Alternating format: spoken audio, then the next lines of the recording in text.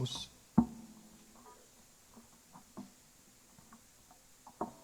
Capítulo 139.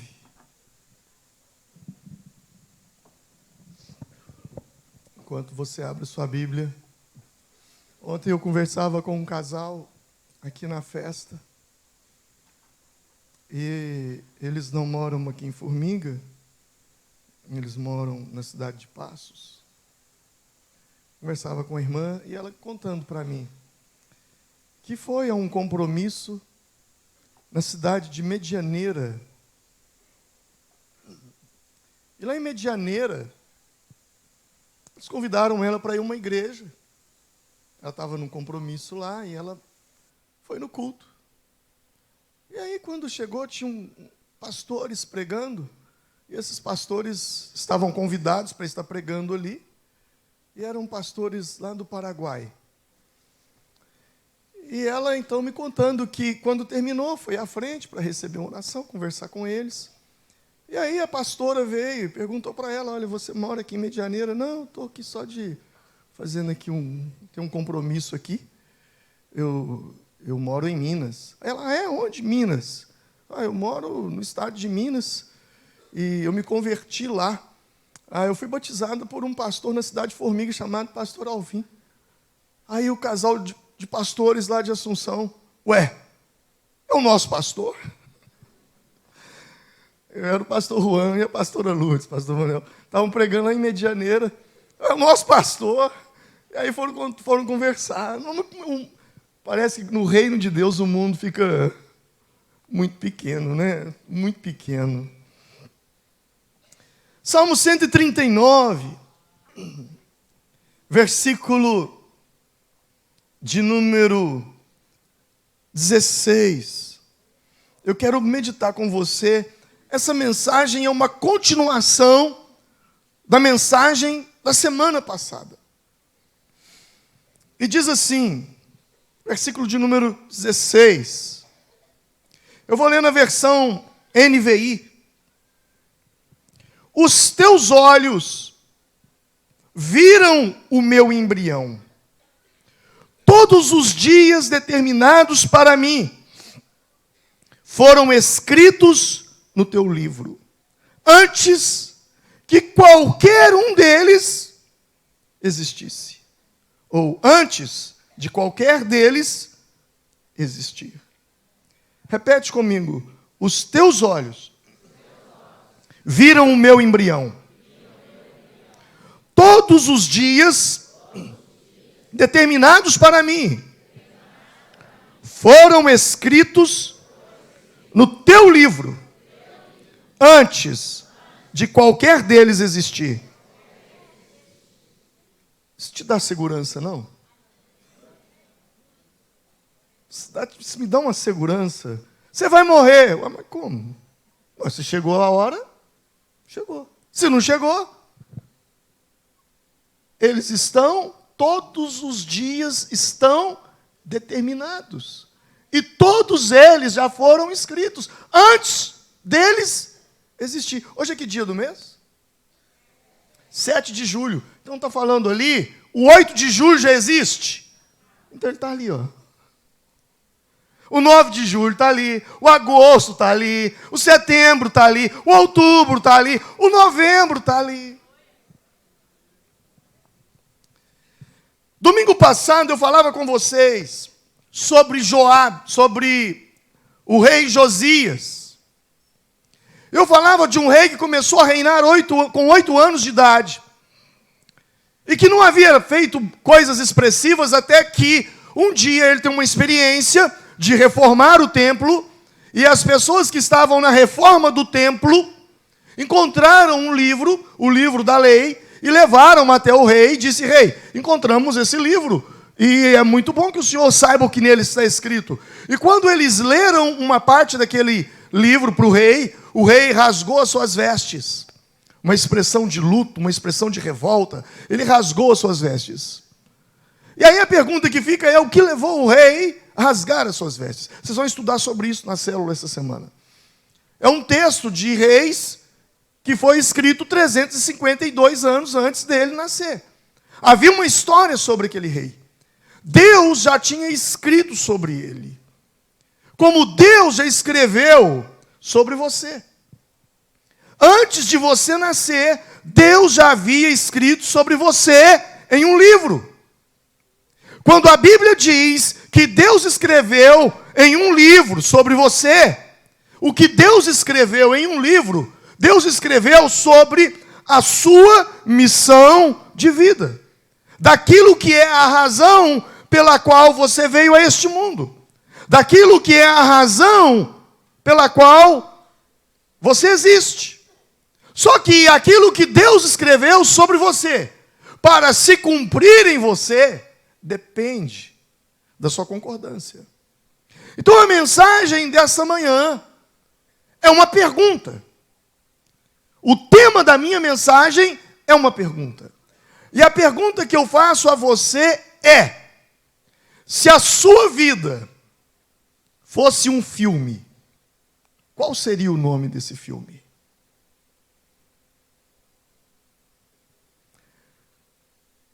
Eu quero que você saia daqui com essa pergunta. E escreva isso hoje. Se a sua vida fosse um filme, qual seria o nome desse filme? Estrelando? Qual seria o nome do seu filme de vida? Daqui a pouco eu falo mais sobre isso. Mas vamos para dentro do texto. A Bíblia está dizendo então que os nossos dias foram escritos por Deus.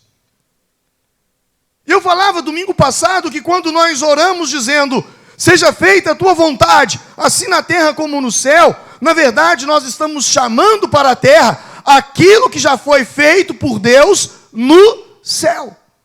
Nós estamos chamando sobre a nossa vida aquilo que no céu já está pronto para nós. Aquilo que já existe para nós. Então você precisa sair daqui nessa manhã com uma consciência de que o seu nascimento foi planejado por Deus. Você precisa sair daqui nessa manhã com a consciência de que você não é um acidente. Talvez o seu nascimento não tenha sido planejado pelos seus pais. Talvez eles não planejaram o seu nascimento. Mas uma coisa eu te garanto: você foi planejado por Deus. A sua existência foi planejada por Deus. Ah, pastor, mas sabe, a minha história, ela é muito triste. Por quê? Porque meu pai era um homem casado e ele então traiu a esposa dele com a minha mãe. E ao ter uma relação com a minha mãe, eu nasci. Meu pai nunca me reconheceu. Nunca. Fui criado. Minha mãe não me queria porque não era plano dela se engravidar naquela relação. Era um caso que eles estavam tendo. E minha mãe, então, me entregou para minha avó, para que eu fosse criado pela minha avó. Noutra história, alguém vai dizer: não, pastor, sabe, eu não fui planejado por Deus, porque deu tudo errado no meu nascimento, a ponto dos meus pais, meu pai me abandonar e a minha mãe me doar. Eu fui doado. Eu não sei quem são meus pais biológicos, mas eu sei que eu fui muito rejeitado. Deixa eu te dizer uma coisa: você pode ter sido rejeitado aqui na terra, mas você foi amado nos céus. Os céus te amam. Você não é um filho bastardo. Sabe por quê? Porque não existe filho bastardo. Existe pai bastardo. Filho bastardo não existe. Não existe filho ilegítimo. Não existe. Existe pai ilegítimo. Filho ilegítimo não existe. Você foi amado por Deus. Você foi planejado por Deus. Sua vida foi toda desenhada por Ele. Como o salmista diz: os meus dias, Deus me viu, Deus me conheceu, quando eu ainda era um embrião. Jeremias, no capítulo 1, vai dizer que antes que eu nascesse, Ele já me conhecia. E os seus dias foram determinados e planejados. E não só determinados e planejados, como também foram escritos por Ele. O que eu te digo é, não olhe para trás, olhe para frente. Porque antes de você nascer, Deus já tinha escrito em um livro, no céu, sobre você. Deus já tinha escrito em um livro, no céu, sobre você. Deus já tinha escrito em um livro no céu, sobre você. Por isso, quando você ora, seja feita a tua vontade, assim na terra como no céu, você está chamando do céu aquilo que já foi escrito para acontecer na sua vida. A vontade de Deus estabelecida sobre você. Deus trabalha. E como Deus trabalha? Ele faz primeiro o fim, antes de fazer o começo. Diga comigo, Deus faz o fim, antes de fazer o começo. Isaías 46:10 diz, desde o início, faço conhecido o fim. Olha só, desde o início, faço conhecido o fim, desde tempos remotos, o que ainda virá. Digo, o meu propósito ficará de pé, e farei tudo o que me agrada. Deus faz o fim, para depois começar o início. É assim que Ele faz. Quando você vai para Gênesis, e você começa a estudar a história do homem, a história da criação, o homem só foi criado depois que tudo estava pronto. No primeiro dia, Deus não criou o homem. No primeiro dia, e disse Deus, haja luz, e foi feito luz.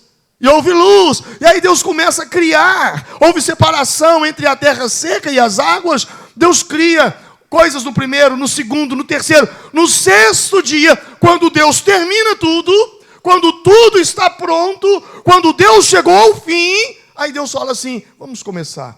E Deus formou o homem do pó da terra. Quem está entendendo?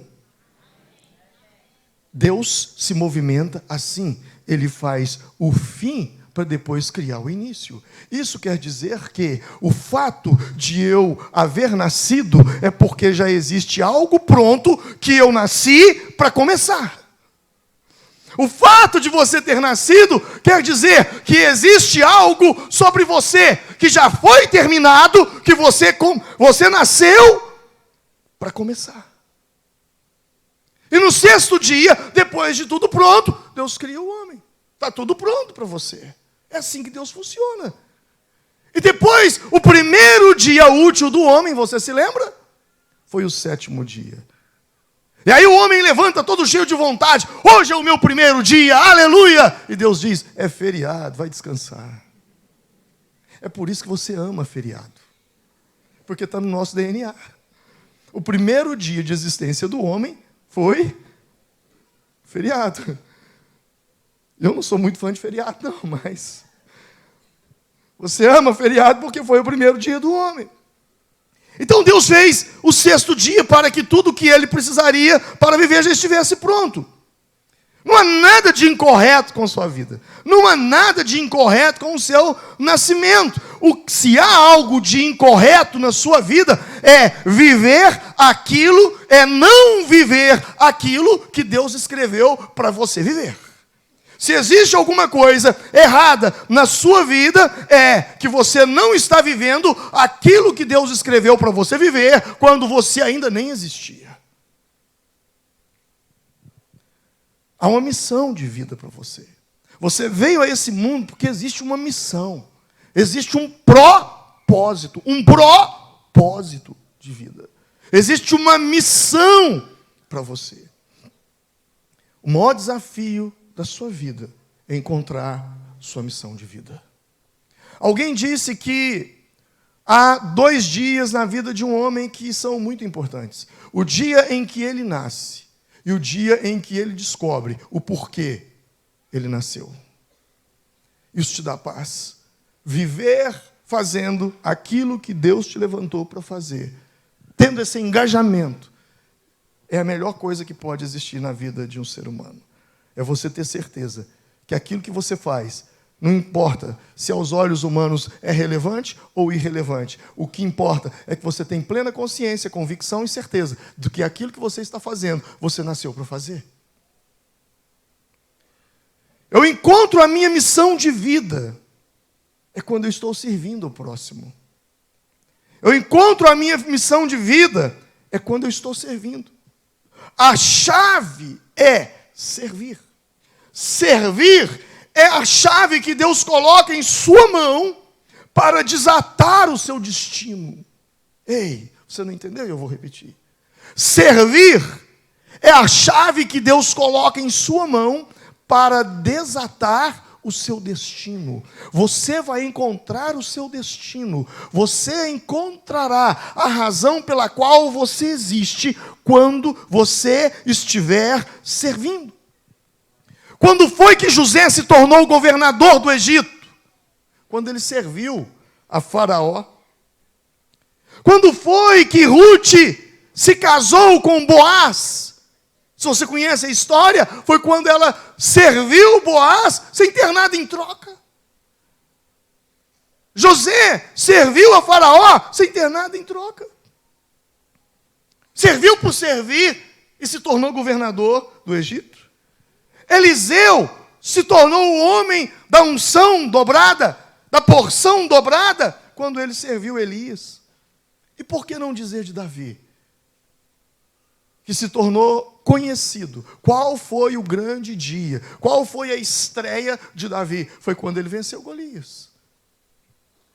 E o que ele estava fazendo quando ele venceu Golias? Ele foi no fronte levar lanche para os irmãos, para os seus irmãos. Ele foi levar queijo para os seus irmãos. E ao chegar ali, ele se depara com aquela situação. O que eu e você precisamos ter a consciência é de que quando nós estamos servindo, nós encontramos o nosso destino. Nós estamos diante de um desafio. Mais que um desafio, nós estamos diante de uma grande oportunidade, que são as casas de paz, que nós estaremos nos preparando durante todo o mês de julho, para que em agosto nós comecemos a plantar as casas de paz. Outro dia eu encontrei um casal de pastores muito simpáticos e muito amáveis, e nós conversávamos. Eles têm uma família maravilhosa. E aí eu perguntei, como é que é a história de vocês? Vocês são casados há quantos anos? E eles foram me contar a história. E aí o pastor me contando a história dele. Não, eu não era pastor ainda. E nós fomos fazer um evangelismo e eu fui evangelizar. Aí eu evangelizei ela. E aí, ela contando, e aí, pastor, eu fui discipulada por ele. E aí, agora nós temos essa família maravilhosa. Deus desata destinos quando nós estamos servindo. Eu e você precisamos ter essa consciência. Eu e você precisamos ter essa consciência de que nós temos uma missão de vida. De que essa missão de vida foi escrita. E ela não foi só escrita antes do nosso nascimento, como ela também foi escrita em nós. A Bíblia vai nos dizer em 2 Coríntios, capítulo 3, versículos 2 e 3, quando a palavra de Deus diz: vocês mesmos são a nossa carta, escrita em nosso coração, conhecida e lida por todos. Vocês demonstram que são uma carta de Cristo, resultado do nosso ministério, escrita não com tinta, mas com o Espírito de Deus vivo, não em tábuas de pedra, mas em tábuas de corações humanos. A Bíblia está dizendo que você é uma... O quê? Diga para mim, eu sou uma carta. Diga para mim, hoje eu fui ao culto. E sabe quem se sentou do meu lado? Uma carta. Tem uma carta sentada ao seu lado. Tem uma carta atrás de você. Tem cartas na sua frente. A Bíblia está dizendo que nós somos uma carta. Você não precisa saber pregar para ter a sua missão de vida. Você não precisa saber pregar. Sabe por quê? Porque a sua própria vida já é uma pregação.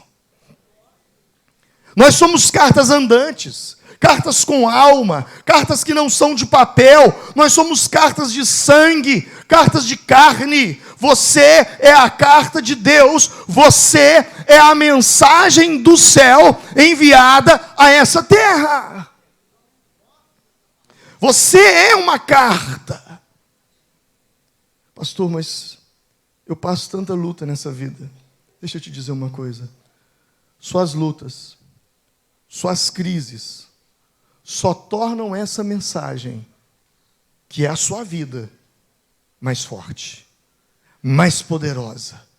Quanto mais dificuldade você passa, mais forte é a mensagem que você tem, que você prega. Não que você prega com sua boca, mas que você prega com a sua vida.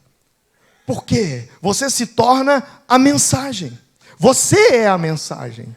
Você é a mensagem que passou por uma dificuldade e agora as pessoas, ao olhar para você, ao olharem para você, elas leem o seguinte: ele venceu a dificuldade, eu também vencerei.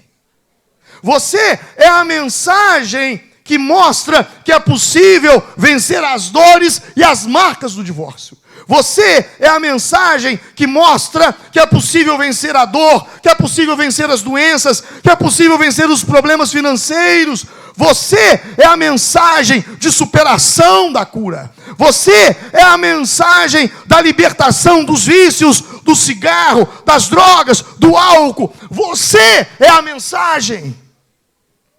Não se preocupe em saber ou não saber pregar. Aonde você chega, você já é a pregação. É por isso que quando você chega em alguns lugares, algumas pessoas se alegram porque gostam da sua vida. Sua vida é uma boa pregação. E existem pessoas que te odeiam. Por quê? Porque a sua vida, sem falar nada, condena o pecado deles. Por isso você incomoda. Sem falar nada, você incomoda. As pessoas vão ler em você: eu posso, eu consigo. Ele conseguiu, eu também vou conseguir. Sabe quando nós vamos para as casas de paz? Essa é a nossa maior mensagem. É o nosso testemunho. É aquilo que Jesus fez em nossa vida.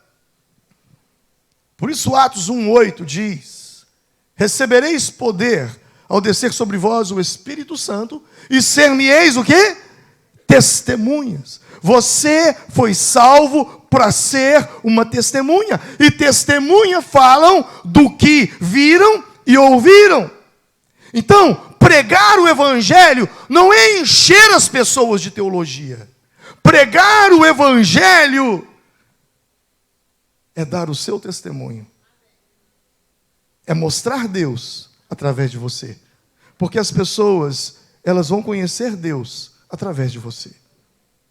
Eu e você precisamos ter esse entendimento.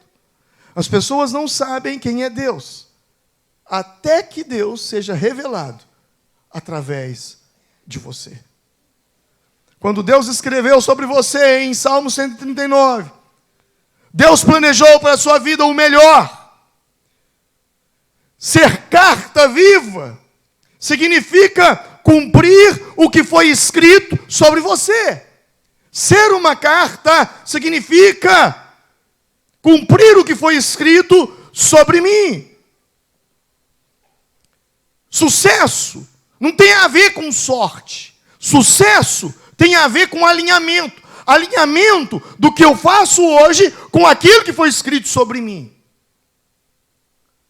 Isaías 1:19 vai dizer: se vocês estiverem dispostos a obedecer, comerão os melhores frutos dessa terra. A Bíblia diz que você comerá o melhor dessa terra. Diga: eu comerei o melhor dessa terra. Agora, quando é que você vai comer do melhor dessa terra? O que diz a parte A do versículo? Se você estiver disposto a obedecer. Se você alinhar através da obediência, obediência é viver aquilo que foi escrito sobre mim. Obediência é um alinhamento, porque quando você alinha o que foi escrito sobre você, trazendo, seja feita a tua vontade, assim na terra como ela está estabelecida no céu, quando você vive isso, você alinha. Obediência é um lugar. Obediência é uma hora. Obediência é um alinhamento para você estar no lugar certo, na hora certa, com as pessoas certas, fazendo a coisa certa. E este lugar, chamado obediência, é um endereço. Deuteronômio capítulo 28, versículo 2, vai dizer: todas estas bênçãos virão sobre vocês e os acompanharão se vocês obedecerem ao Senhor, seu Deus. Olha o que a Bíblia está dizendo. Essas bênçãos virão. Diga comigo, as bênçãos virão. As bênçãos virão. Tem uma tradução que eu amo muito, essa tradução, que diz: todas essas bênçãos te perseguirão. Sabe, a Bíblia não está dizendo que você vai atrás da bênção. Não está dizendo, não, eu tenho que correr atrás para receber a bênção. Não. A Bíblia está dizendo que as bênçãos virão. Como uma encomenda do correio chega na sua casa. Por que a encomenda chega na sua casa? Porque lá tem um endereço. Rua tal, número tal, bairro tal, CEP tal. A obediência é um endereço. Quando você está em obediência, as bênçãos vão a esse endereço e elas te alcançam. Mas você precisa viver conforme aquilo que Deus quer que você viva. Interessante que há uma tradução judaica, muito interessante. Há uma tradução judaica que diz que um dia, não está na Bíblia isso, é uma tradução entre os judeus. É uma tradução entre eles que diz que um dia nós vamos ver o filme da história da nossa vida. Mas o interessante é que nesse filme não vai passar aquilo que nos aconteceu. Segundo os judeus, eles creem que vai passar um filme da história daquilo que poderia ter acontecido, mas não aconteceu. Você já parou para pensar nisso? Um filme de como poderia ter sido, se você tivesse feito as escolhas certas. Se você tivesse aproveitado as oportunidades, tomado as decisões certas, se posicionado. Este é o filme daquilo que a vida poderia ter sido. Imagine alguém que viu este filme e desperdiçou a vida. Quanta dor. Boas ações que poderiam ter sido feitas. Imagina você, naquele dia, Deus mostrando, eu pregando aqui nesse domingo pela manhã, e de repente você ouvindo aquela palavra e dizendo, eu vou abrir uma casa de paz. Só que é o filme daquilo que não aconteceu. E aí, mostrando como seria se você tivesse aberto aquela casa de paz. Você teria ido a uma família, e lá naquela família você estava pregando a palavra de Deus. E de repente vem um filho de fora daquela família, um filho que mora num outro estado, muito bem sucedido, e ali ele te conhece. Olha, quero te apresentar aqui a família. Esse aqui é o meu amigo lá da Igreja Batista Vale das Bênçãos. Ele veio aqui fazer uma casa de paz. E aquela pessoa começa a conversar com você. Olha, o que você faz? Olha, eu sou uma pessoa, eu moro lá em São Paulo e eu tenho uma grande empresa nessa área. E você diz, não, que legal, eu tenho um filho que está se formando também nessa área aí. Ah, é? Aqui, pega um cartãozinho meu, diz para quando ele formar, ele me ligar. E o cara vai embora. E você dá o cartãozinho para o seu filho. Daí, algum tempo, anos depois, seu filho liga para ele. E hoje, o seu filho é um dos maiores nomes no Brasil. Por quê? Porque um dia você foi fazer uma casa de paz, que não tinha nada a ver com nada. Está caindo a ficha? Ei, está caindo a ficha? Servir é uma chave que desata o seu destino. Entenda isso. Aquela célula que você foi, aquela célula que você frequentou, aquela célula que você está abrindo. Deixa eu te ensinar uma coisa que o Espírito Santo me ensinou já faz alguns anos. Eu estava orando a Ele. Eu tinha a necessidade de abertura de uma porta. Eu disse, Senhor, abre uma porta para mim. Senhor, abre uma porta para mim. Eu preciso que aquela porta seja aberta. E naquela manhã, o Espírito Santo disse, filho, você não entende sobre as minhas portas. As portas humanas são de lata, são de ferro, são de madeira. As portas humanas são feitas de vidro. Mas as minhas portas são feitas de carne e osso. Por isso o salmista disse, levantai, ó portas, as vossas cabeças. Levantai-vos, ó portais eternos. Filho, toda vez que você pedir que eu abra uma porta, a porta será aberta através de uma pessoa. Observe, todas as portas que se abriram para a sua vida tinham uma pessoa envolvida. Sim ou não? Porque as portas de Deus são feitas de carne e osso. Quando você orar, Deus abre uma porta, Deus vai colocar uma pessoa no seu caminho. Tem esse entendimento. E agora, Paulo escrevendo aos 1 Coríntios, capítulo 4, versículo 19. Paulo fala uma coisa muito interessante, e eu quero começar a ministrar sobre isso esse mês. Se a minha vida fosse um filme, qual seria o nome desse filme? Paulo está dizendo o seguinte, 1 Coríntios 4, 9, abre lá.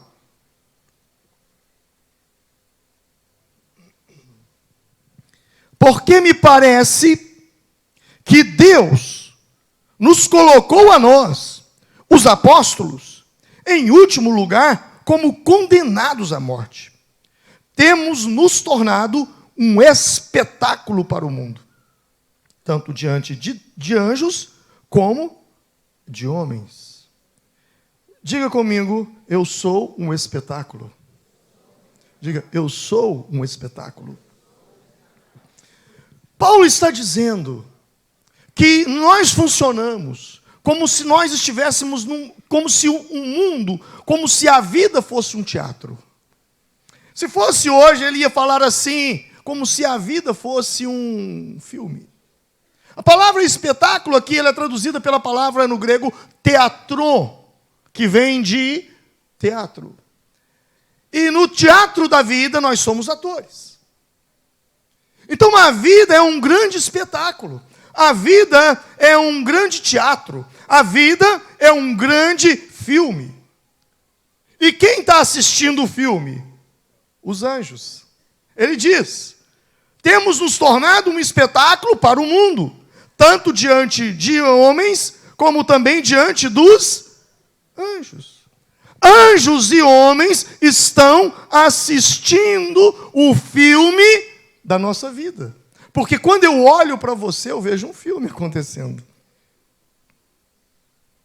Hebreus, capítulo de número 12, verso 1, vai dizer que, portanto, também nós, uma vez que estamos rodeados de uma tão grande nuvem de testemunhas, livremo-nos de tudo o que nos atrapalha e do pecado que nos envolve e corramos com perseverança a corrida que nos está proposta. Paulo está dizendo, nós estamos rodeados de uma tão grande nuvem de testemunha. É como se Paulo estivesse falando do Coliseu. É como se estivesse todo mundo no estádio, na arquibancada, e eu e você estivéssemos ali, no centro do Coliseu. A nossa vida está rodeada por testemunhas. Nós somos um espetáculo. Anjos nos assistem. Homens nos assistem. E não se assuste. Demônios nos assistem. Satanás olha e diz, agora eu quero ver como é que ele vai lidar com aquela situação. Porque se ele fizer isso, eu estou derrotado. Mas se ele fizer aquilo, eu estou feito. Eu entro na vida dele. E os anjos também estão ali. Deixa eu ver como é que ele vai lidar com aquilo. Porque dependendo, ele vai bem. Senão, eu vou ter que entrar em ação. Ah, que Deus nos abra os olhos espirituais. Eles estão vendo um filme. O filme da nossa vida, que acontece em tempo real. O filme da sua vida está passando agora. E em cena está sendo apresentado o momento que você saiu da sua casa e veio a este culto. O palco que nós somos chamados a atuar é onde nós temos vivido. A nossa casa, a nossa rua, o nosso trabalho, a nossa célula, a nossa igreja. Nós atuamos ali. E quem compõe o elenco do filme da nossa vida? Pessoas que entram e saem da nossa vida. Vocês já perceberam que no filme tem pessoas que entram em cena e depois elas desaparecem do filme? Sim ou não? Eles entram, o cara entra num bar, chega ali, pede um sanduíche. Aí vem aquela garçonete, serve o sanduíche, depois acabou, ela nunca mais aparece no filme. Ele vai para outra cena. Da mesma forma, existem pessoas que entram e saem da nossa vida. Pessoas que entraram e causaram-nos tão bem, nunca mais os vimos. E existem pessoas que entraram e nos causaram tão mal. A vida é um filme, o palco é onde vivemos, o elenco são pessoas que entram e saem da nossa vida. E o roteiro do filme? O roteiro, você tem a opção de escolher o seu roteiro ou de escolher o roteiro que foi escrito sobre você antes que nenhum dia da sua vida existisse. O roteiro de Deus. Viver a vida de Deus. O roteiro é seu. Você que escolhe o roteiro. Não, eu vou viver o filme da vida que Deus tem para mim. E aí a pergunta que eu faço hoje é: qual é o nome do filme da sua vida, se você pudesse colocar um nome nele? Melhor, que tipo de gênero seria que tipo de gênero seria o filme da sua vida? Pastor, eu estou vivendo uma comédia nesse momento. Outro me diria: não, pastor, a minha vida é um romance. Outro diria: pastor, o senhor já assistiu um filme de terror, vai lá em casa. Outro diz: a minha vida é um filme de suspense. O outro vai dizer: a minha vida é um filme de superação. Sabe, a nossa vida, o filme da nossa vida, tem um gênero. Deus ele já definiu o roteiro, mas ele depende de você aceitar ou querer fazer o seu próprio roteiro. Ele deixou isso para você. Isso se chama livre-arbítrio. Pastor, mas por que Deus deixou o livre-arbítrio para mim? Porque Ele te ama. E não existe amor se não existir livre-arbítrio. Porque o próprio amor também é uma escolha. Eu escolhi amar, eu escolhi odiar. Não existe amor sem livre-arbítrio. Aí a galera fica doida, uma galera aí, né? Não existe amor sem livre-arbítrio. Jeremias capítulo 29, eu coloquei Isaías aí na tela, mas está errada a minha colocação, desculpe. Jeremias 29, versículo 11 vai dizer: porque sou eu que conheço os planos que tenho para vocês. Repete comigo isso, irmãos. Porque sou eu que conheço os planos que tenho para vocês. Diz o Senhor: planos de fazê-los prosperar e não lhes causar dano, planos de dar-lhes esperança e um futuro. Você entendeu qual é o plano de Deus para você? É melhor você entrar no roteiro do filme dele do que viver no seu roteiro. No roteiro dele para a sua vida, ele está dizendo: porque eu conheço os planos que eu tenho para você. Planos de fazer você prosperar. Não de causar dano a você. Se a sua vida tem sido um dano, não faz parte do plano de Deus. E aí eu te digo mais uma vez, baseado nisso que você tem vivido, qual é o nome do filme da sua vida? Você pode mudar o roteiro do teu filme. Você pode mudar. Pastor, mas se eu desviei daquilo que Deus tem para mim, volte para o caminho. Esse é o propósito de Deus para a sua vida. Sabe, a primeira coisa que você precisa fazer, em primeiro lugar, na sua agenda, coloque Deus como prioridade. Porque se você, em primeiro lugar, colocar Deus como prioridade, Deus na agenda dele colocará você como prioridade dele. Em segundo lugar, e ainda em primeiro lugar, falando sobre isso, Mateus 6,33 vai dizer: busque em primeiro lugar o reino de Deus e as demais coisas vos serão acrescentadas. Noutras palavras, busque Deus em primeiro lugar e as outras coisas virão a reboque. É isso.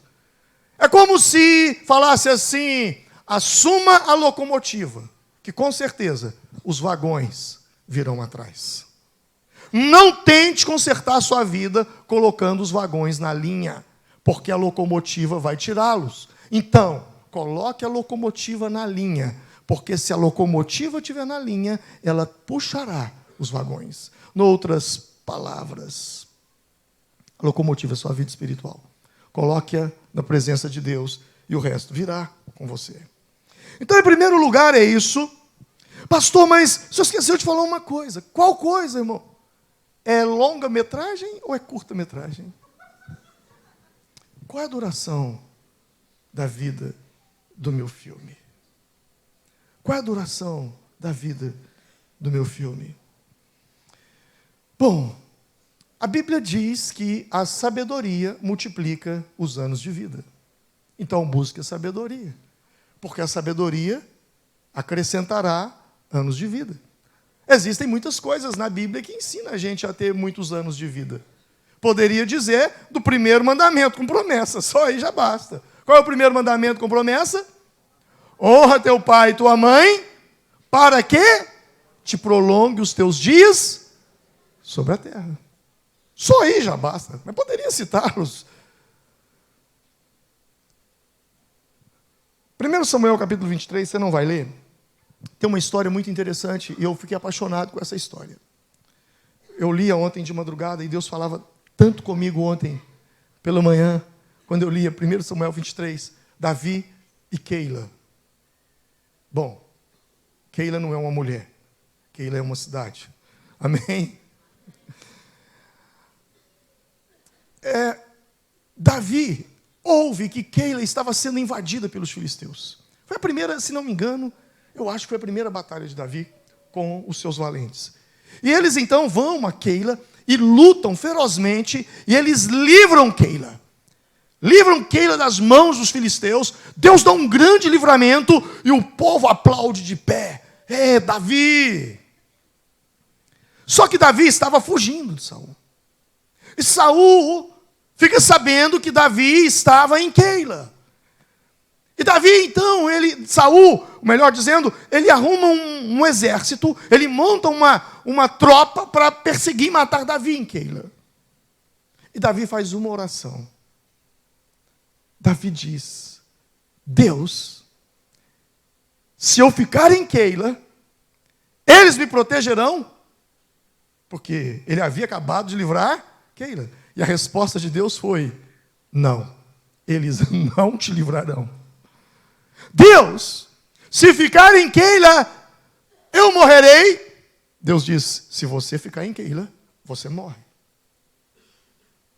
Sabe, uma das coisas que a gente precisa ser treinado quando a gente faz bem para as pessoas?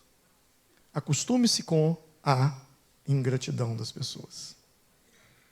Não pense que as pessoas te retribuirão da mesma forma que você fez com elas. Não.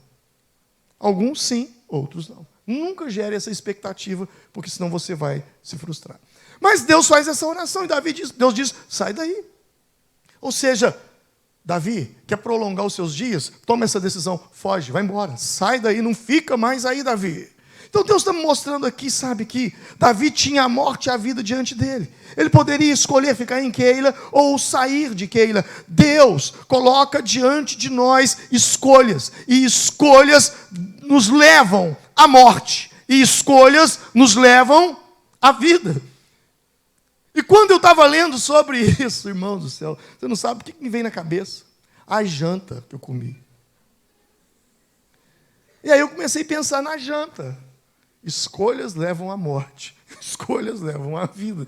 E eu falei: e o tanto que eu comi ontem? De repente, aquilo que você está comendo está te matando, você nem está percebendo. Pastor, por que o senhor não falou isso antes da festa country? Gente, vocês experimentaram a feijoada que aquele povo fez ali ontem? Aquela feijoada, no mínimo, ela foi feita na cozinha do céu. por anjos. Eu estou falando no mínimo, porque às vezes foi o próprio Deus que fez, que eu nunca comi um negócio tão gostoso na minha vida. Mas vamos lá, vamos terminar. Eu quero fechar essa mensagem e quero orar com você. Te dizendo o seguinte: você está num filme. Nesse filme não tem dublê. É você que tem que passar por aquelas situações. Você já viu naqueles filmes que eles pegam lá os personagens principais, e aí o cara tem que pular do avião, o cara tem que pular do carro, o carro em movimento, aí eles colocam um dublê. Não é assim? No filme de Deus tem dublê, não, é você mesmo. Lamento te dizer, mas é você que vai ter que passar pelo vale da sombra da morte. Lamento te dizer, mas a Bíblia diz: se passares pelas águas, elas não submergirão. Se passares pelo fogo, ele não te queimará. A boa notícia, a má notícia é que você vai ter que passar, não tem jeito. Tem que passar. A boa notícia é que não vai te causar dano. Não ore a Deus pedindo que Ele te livre de tempestades. Ore a Deus pedindo que Ele te guarde nas tempestades. Mas você vai ter que passar por tempestades na vida. E se eu errar? Comece de novo. Um filme funciona assim, até acertar a cena. É por isso que você está estacionado numa área da sua vida. Você já percebeu que você, pastor, eu estou vivendo um problema tem trocentos anos. Porque a vida é igual ao videogame. Enquanto você não acerta, você não muda de fase. Então, abra os seus olhos, ore a Deus, busque direção e vença isso. E eu termino te dizendo o seguinte: você será convidado, sim, a assistir o filme da sua vida. A Bíblia diz isso. Não diz o filme, mas diz isso claro. Romanos capítulo 2, versículo 16. A Bíblia diz que acontecerá no dia em que Deus julgar os segredos dos homens mediante Jesus Cristo, conforme o declara o meu evangelho. A Bíblia está falando que Deus vai julgar o quê? Os segredos dos homens. A Bíblia diz: não há nada que se faça em oculto, que não há que seja revelado. Aquilo que foi feito escondido será apregoado sobre os telhados. Recomendações? Se arrependa. Peça perdão e mude de vida. Antes que você nos dê a oportunidade de assistir tudo aquilo que você não quer que a gente assista sobre você. Eu quero te convidar a se colocar em pé nesse momento.